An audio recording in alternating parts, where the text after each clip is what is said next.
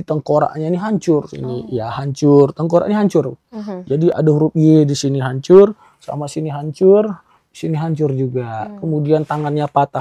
Patahnya bukan patah satu tulang, melainkan patah keseluruhan tulang. Jadi patah tebu namanya, tebu, ya, ataupun patah pulpen. Lebih spesifiknya patah pulpen. Saya lihat hasil fisiknya sangat miris lah hati saya. Ya. Kemudian dagunya hancur juga, giginya depannya hancur. Habis itu tangannya juga hancur. Jadi kumpul lah mereka. Ada yang menendang, ada yang melempar batu ya. Kemudian terlepaslah helm ini. Terlepaslah helm yang warna pink yang dipakai korban anak. Sudah terkapar gini, masih juga ada yang menendang, lempar batu juga. Habis menendang, melempar batu, kaburlah mereka kan. Kami tetapkan 5 tersangka, 1 DPO.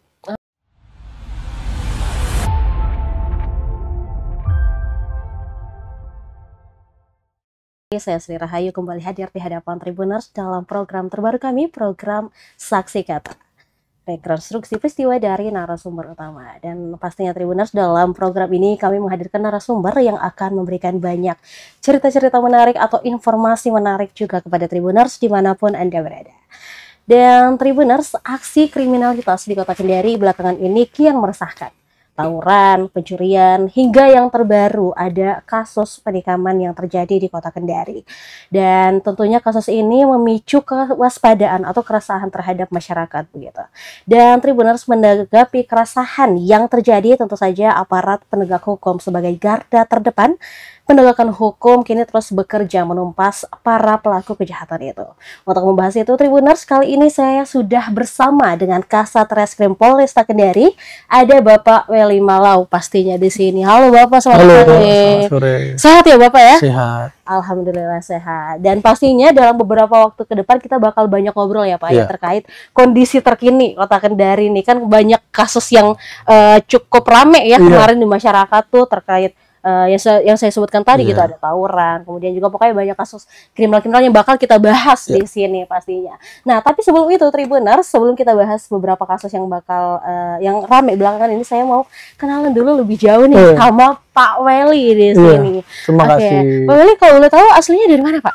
Saya lahirnya di Aceh, besar di Aceh, dan sukunya suku Batak.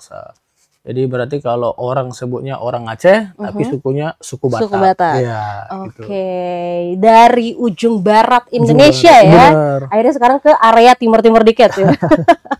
Oke. Nah, sejak kapan akhirnya bertugas di Kendari, Pak? Baik, saya dari kemarin, dari 2023 di bulan Oktober, saya baru dapat tugas baru. Sebelumnya saya di Polda Bengkulu, dan sebelumnya juga sebelum di Kasat Reskrim Polresta Kendari, Kapolsek Mandunga 2 bulan 2 minggu. Sebelum Kapolsek Mandunga, sebelumnya lagi saya menjadi Kabakop Polres Muna 1 tahun 32 hari begitu. Jadi saya selama berdinas sudah 12 tahun. Oke, sudah 12 tahun ya. Di sini bareng keluarga, ngaji keluarga atau kebetulan istri ya alhamdulillah sedang hamil, alhamdulillah. jadi sedang di Jakarta dan di Medan. Oh, lagi LDM ya Pak ya? Iya, LDR yang lagi ambil sama mertua. Oke. Baik. Nah, ngobrol tadi tentang 12 tahun ya, berarti sudah berkarir di kepolisian begitu. Dan pastinya sudah beberapa daerah juga dong ya pastinya sebelum dinamika banyak dinamika tentunya dalam proses penitihan karirnya begitu. Nah, boleh diceritakan sedikit nggak sih Pak terkait dengan suka duka berkarir di kepolisian dari Pak Weli sendiri? Suka duka ya pastinya sangat banyak. Ya kita pastikan dari, apalagi background saya dari reserse, banyak suka duka sampai nyawa pun hampir menghilang juga. Sudah ada waktu kejadian di Bengkulu ada. Jadi kita bicara dukanya, pengalaman di lapangan lah, kebanyakan dukanya ya problem-problem lah. Tuntutan masyarakat juga, masalah orang korban juga ya, kita penuhi hak-haknya. Tapi namanya proses kan, mungkin orang awam belum mengetahui secara keseluruhan ya masalah tindakan maupun mekanisme hukum. Jadi semuanya itulah suka duka. Ya sukanya saya ya bersyukur saja menjadi seorang anggota kepolisian, lulusan juga dari Apol ya. Kami dulu intinya keluarganya bukan dari keluarga yang luar biasa, bukan dari keluarga yang biasa aja gitu aja. Baik, ini ternyata selama 12 tahun berkarir ini sudah pernah, mengalami suatu kejadian yang disebutkan Iya, tadi hampir orang hampir ya, nyawanya. iya. Itu seperti apa sih, Itu Pak? kasus begal, begal Oke. bersenpi, tempatnya di Polres Kaur dulu. Ya, Mhm. Polres Kaur itu ada yang namanya Padang Guci Hulu. Jadi aksesnya cuma satu, kalau kata orang sana namanya jalur gajah. Oke. Ya, jadi di sana kita melakukan penangkapan.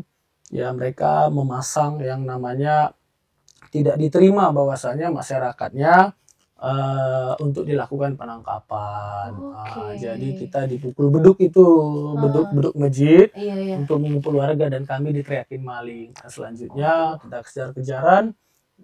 Kita tidak peduli sana, yang penting kita amankan dulu si tersangka ini. Mhm. Rupanya mereka bersenpi, senpi yang namanya senpi rakitan.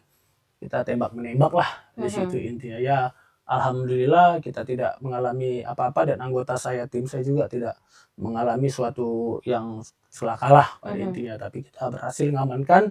Saat itu ceritanya satu lagi DPO, tapi senpinya kita dapatin sudah dalam keadaan magazin kosong. Tuh. Baik. Berarti memang kalau dilihat ya sebagai seorang penegak hukum yang kita yang ditangkap ini kan penjahat-penjahat nih, Penjahat-penjahat. orang-orang jahat nih yang Iya, ditangkap nih dan pastinya risikonya juga kan cukup iya, cukup mengerikan besar. begitu. Nah, bagaimana sih Pak mungkin kayak dengan risiko-risiko yang ada begitu menjalani keseharian sebagai seorang penegak hukum dengan Iya. risiko-risiko yang ada ini? Ya, kalau saya biasa dalam bertugas punya prinsip yang punya teori namanya POAS, Planning, Organizing, kemudian Actuating dan Controlling. Disitulah berawal dari rencana dulu. Mhm. Perencanaan bagaimana situasinya, bagaimana karakter masyarakat kan berbeda-beda. Mana ada orang keluarganya yang mau ditangkap kan gitu dah. Benar. Iya. Walaupun dia memang suatu pelaku tindak Kejahatan. pidana, Ya. ya siapa yang mau. Jadi ya kita harus punya planning yang matang. Kemudian kita punya pengawasan yang ketat kepada anggota. Apa itu penggunaan senjata api, penggunaan pelaksanaan di lapangan, penangkapan bagaimana, apa yang harus dilakukan, bagaimana. Jadi semuanya itu punya sesuatu yang harus direncanakan, kemudian dilaksanakan, dan kita selaku pimpinan harus melaksanakan controlling ataupun pengawasan. Itulah teori yang saya pakai sampai saat ini, namanya POAT. Ya. Baik. Nah, kemudian nih kita bahas ke Kota Kendari. Tadi kan Iya. kita agak flashback Iya. ya ke belakang ya. Kemudian akhirnya sekarang 2023 akhirnya tiba di Kota Kendari, Iya, bertugas di Bumi Anoa. Anoa. Gitu. Gimana first impressionnya dengan Iya. di Kota Kendari atau mungkin Sulawesi Tenggara, karena sempat ke Muna juga ya waktu itu Iya, bertugas sempat ya. ke Muna. Gimana melihat Kota Kendari dan Kabupaten Muna khususnya? Dari pertama kali saya landing di Bandara Luleo, yang saya lihat adalah situasi bandaranya dulu. Oke. Jadi saya kan sudah di mana-mana tugas ya. Jadi situasi bandaranya yang saya lihat ini banyak kita dengan tumbuhan hijau-hijau ya. Berarti di sini potensi adalah kota yang makmur. Gitulah saya salah satunya. Berarti masyarakatnya juga dengan kota makmur berarti adalah masyarakat yang maju. Jadi mindset utama saya, kesan saya di situ dulu. Kemudian sembari berjalan, ya ternyata dinamika dan karakternya itu berbeda-beda. Berbeda-beda, yang dimana situasionalnya juga tergantung kepada, mungkin saya memandangnya adalah pengaruh ekonomi. Itu juga mungkin lingkungan juga, gitu. Yang saya ketahui era saya di Muna lebih kompleks lagi. Iya. Di Muna saya dapatnya lebih kompleks lagi. Seperti apa tuh kompleksnya? Kompleksnya apa yang namanya ada air pagi ya, ada air sore ya. Iya. Yang saya ketahui dan potensial di sana, apalagi saya adalah zaman saat itu kabakop di pilkadanya. Ya, panas ya suasana di sana tuh pasti. Zona merah dari 2014, 2019, akhirnya kemarin 2024 zona merah terus. Tapi alhamdulillah waktu saya menjabat pilkada Muna 2024, alhamdulillah tidak ada tetesan darah, tidak ada api menyala, tidak ada TSM maupun PSU juga di sana. Padahal yang sebelumnya saya lihat Intel Dasar, lulus Predensi, 2019 posko dibakar, posko pemenang. Habis itu ada pembusuran yang mengakibatkan meninggal dunia. 2014 malah lebih parah lagi. Alhamdulillah saat ini Muna untuk 2024 alhamdulillah aman, dan zonanya sudah zona hijau. Zona hijau, tidak ada PSU, tidak ada juga gitu. Jadi alhamdulillah ya, mudah-mudahan 2029 nanti pemilihan pilkada mungkin bisa dapat situasi yang harmonis antar tim ses maupun pilkada calon-calon yang lain. Ya. Baik. Berarti memang kalau dilihat sejauh ini, ya pasti tidak bisa dipungkir ada saja begitu kejadian, tapi masih bisa dikontrol. Bisa. Baik, oke. Nah, kita bahas lagi tentang kejadian-kejadian nih, kejadian-kejadian. Saya mulai dari yang pertama dulu nih, yang kemarin sampai menyebabkan korban juga ya mengalami luka-luka begitu terkait dengan kasus tawuran pelajar.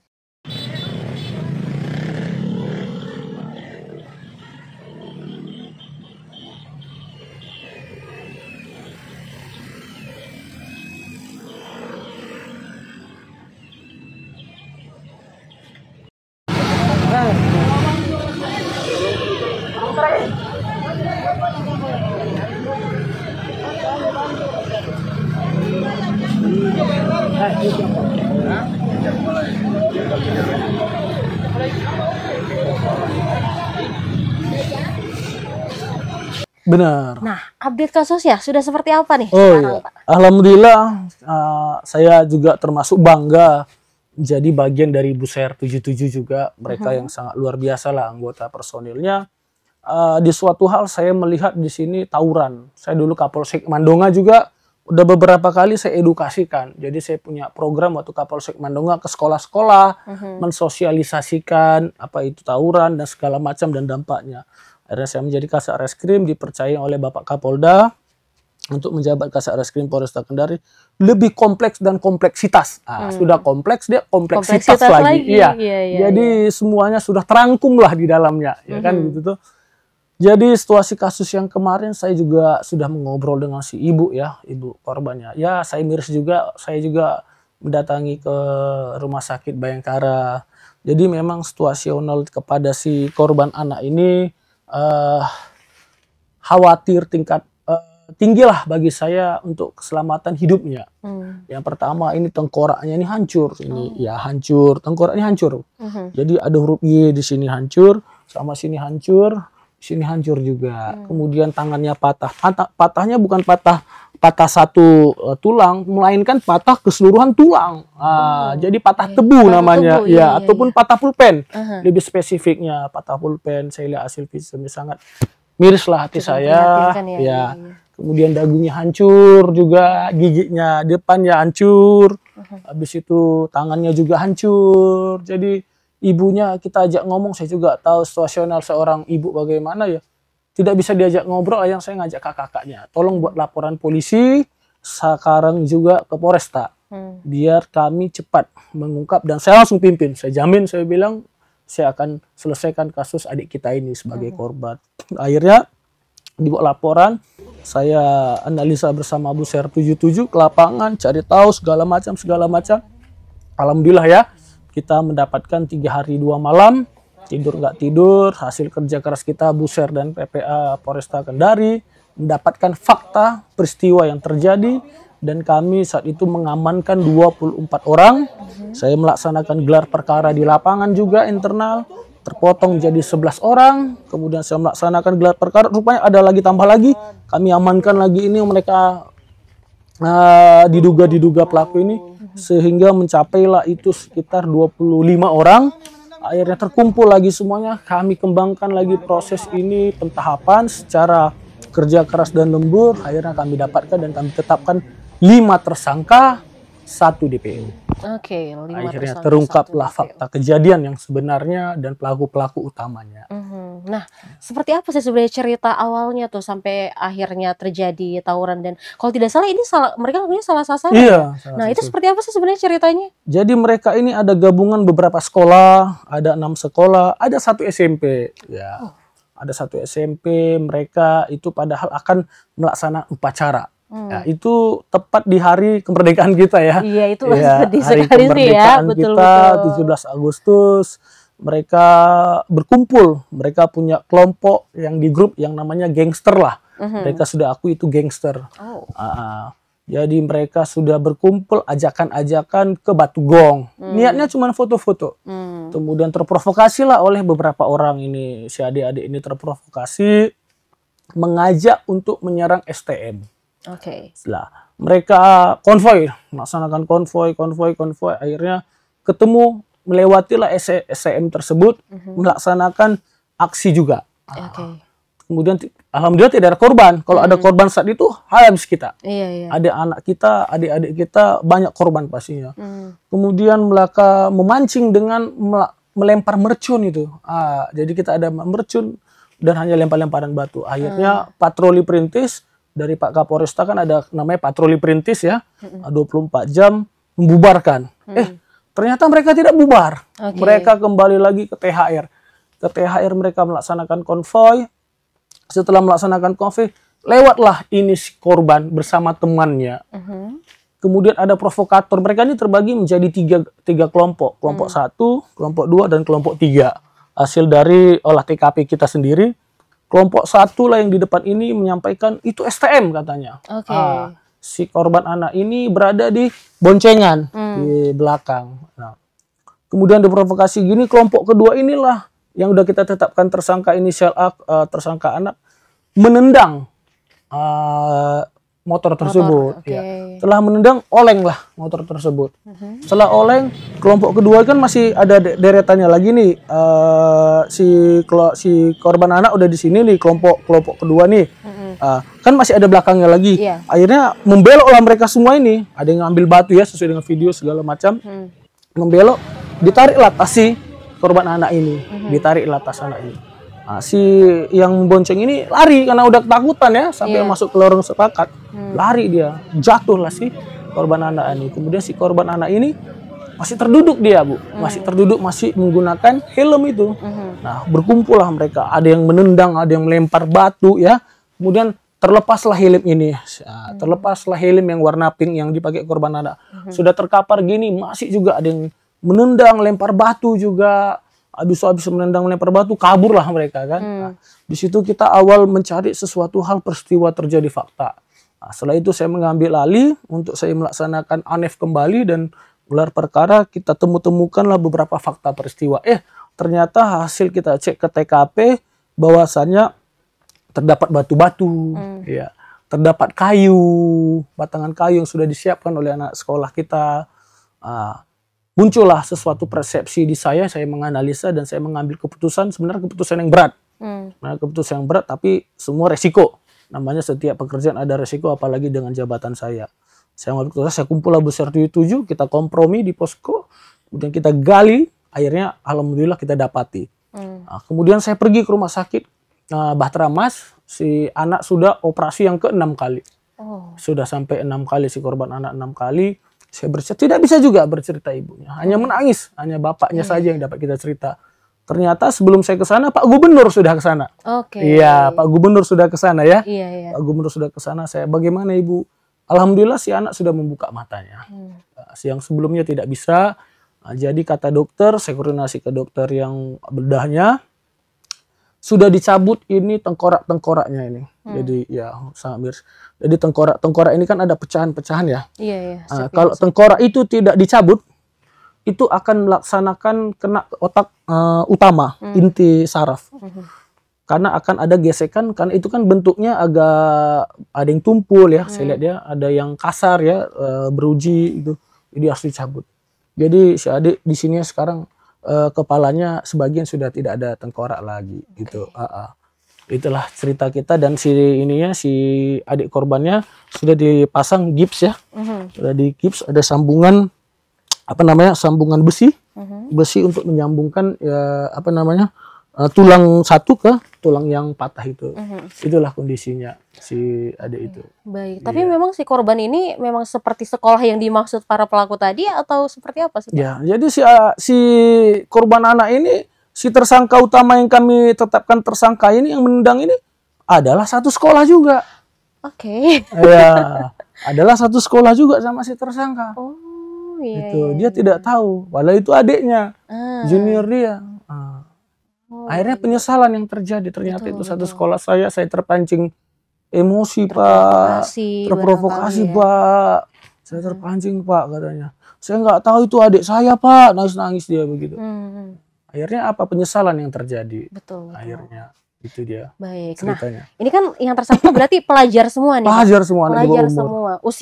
Usianya berapa? 16, 17. Baik. Ada yang 15. Wah, kacau sih ini ada Iya. ini. Baik. Nah, ini kan yang menjadi kemarin banyak komentar juga ya Iya. dari warganet karena mereka juga banyak yang bilang katanya takutnya nanti karena di bawah umur kemudian mereka nanti dengan mudahnya dibebaskan kembali. Nah, hukuman yang seperti apa sih Pak yang diberikan kepada Baik. si anak-anak pelaku ini? Oke, baik. Jadi undang-undang berkata dan undang-undang memerintahkan. Indonesia merupakan negara hukum. Betul. Semuanya kita adalah punya aturan Ya. dan punya ketentuan hukum yang berlaku yang namanya KUHAP. Mhm. KUHAP itu menjelaskan bila anak di bawah umur adalah anak di bawah 18 tahun. Bila anak melakukan suatu tindak pidana, wajib ditahan dan diproses sesuai dengan hukum yang berlaku, yaitu KUHP dan Sistem Perlindungan Anak SPA, itu di 2012 juga, dan sistem Undang-Undang PPA nomor 35 tahun 2014 tentang perlindungan anak dan perempuan, itu tercantum di atas 14 tahun bisa dilaksanakan proses hukum dan ditahan.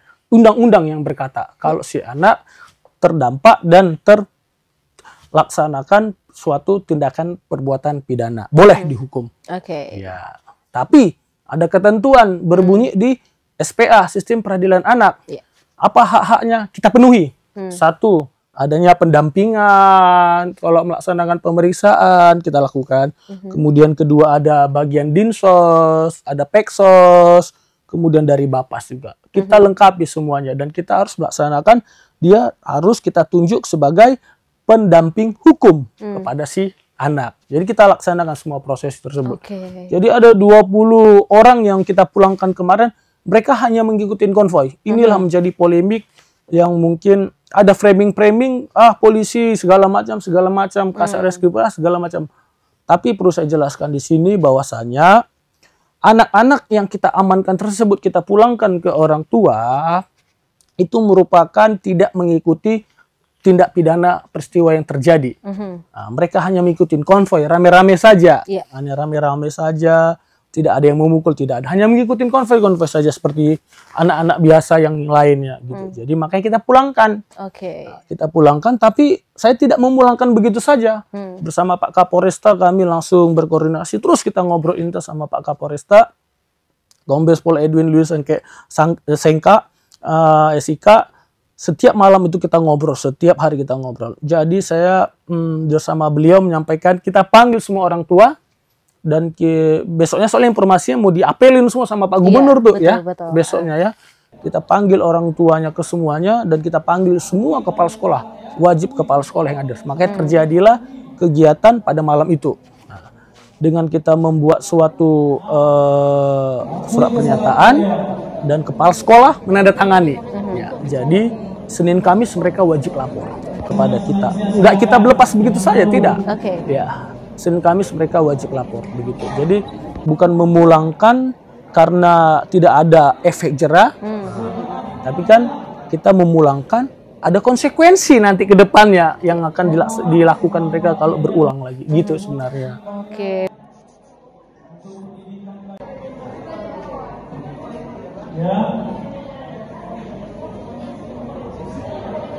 Berarti memang walaupun sudah mereka dipulangkan, tetap ada pembinaan-pembinaan juga Ada, ya Pak ya? ya ada. Senin Kamis wajib Senin lapor. Kamis wajib lapor itu. Oke, nah ini terjawab ya Tribuners ya. Mungkin Iya. kayak masih bertanya-tanya kenapa dipulangkan nih anak-anak, takutnya ngapa-ngapain lagi kan di Iya. masyarakat Iya. gitu. Dan ternyata itu ada pembinaan wajib lapor tadi Wajib di Senin. hari Senin dan Kamis. Kamis. Iya. Oke, nah kemudian untuk kedepannya mungkin untuk terkait pencegahan lagi nih Pak, Iya. dari pihak Polresta Kendari sendiri apa yang dilakukan? Baik. Jadi saya kemarin sudah mengobrol-ngobrol, berbincang, berdiskusi ya sama beberapa kepala sekolah ya di ruangan saya. Ada suatu pesan yang kami bawa ke kepala sekolah yang rencana akan diadopsi, ya silakan sama pemerintahan, yaitu kepala dinas sama Pak Gubernur, kata kepala sekolah nih. Kita minta 3 opsi MOU, saya bilang. Oke. Yang pertama poinnya adalah merazia kendaraan setiap jam masuk dan jam pulang sekolah. Kemudian yang kedua, merazia peralatan yang dibawa oleh anak-anak didik sekolah dan HP. Yang ketiga, menyita semua HP selama jam pelajaran sekolah. Ya, itu udah diskusi kata saya juga di ruangan saya bersama beberapa kepala sekolah. Nanti mudah-mudahan itulah yang menjadi analisa saya sama Pak Kapolres yang menjadi efek jera dan preventif, ya, yang bisa mengurangi kalau bisa tidak ada lagi kegiatan tawuran. Baik, dan pastinya kita harapkan tadi seperti yang solusi dari MOU tersebut Ya. bisa, kalau bisa diterapkan, Ya. karena memang aksi para pelajar-pelajar ini kan yang seperti yang kemarin kan ini cukup meresahkan ya begitu. Bukan hanya korban yang tadi cukup memprihatinkan ya kondisinya, padahal ternyata salah sasaran, bukan musuh yang seperti mungkin mereka maksud begitu, dan itu sangat disayangkan sekali begitu. Gengsi sih, mereka katanya gengsi. Gara-gara gengsi ini ya. Kalau kita flashback ke belakang nggak bakal selesai gengsi-gengsi ini. Betul. Harus kita putuskan antar kepala sekolah selesaikan. Kalau kita flashback kemarin anak saya gini, kasus sekolah lagi. Kemarin anak saya gini. Ini kapan mau selesai ini? Kalau kita flashback terus ke belakang. Jadi saya menyampaikan, kita selesaikan dulu flashback ini, hilangkan. Mari kita jalin sama-sama ke depan. Jadi sama-sama kita berdamai begitu. Baik, istilahnya dendam-dendam lama udahlah ya. Udahlah, iya. Karena kasihan juga begitu. Adik-adik kita jadi korban, kemudian juga masyarakat umum juga terganggu. Betul, terganggu, meresahkan juga kan karena terjadinya di luar lingkungan sekolah di mana banyak masyarakat beraktivitas.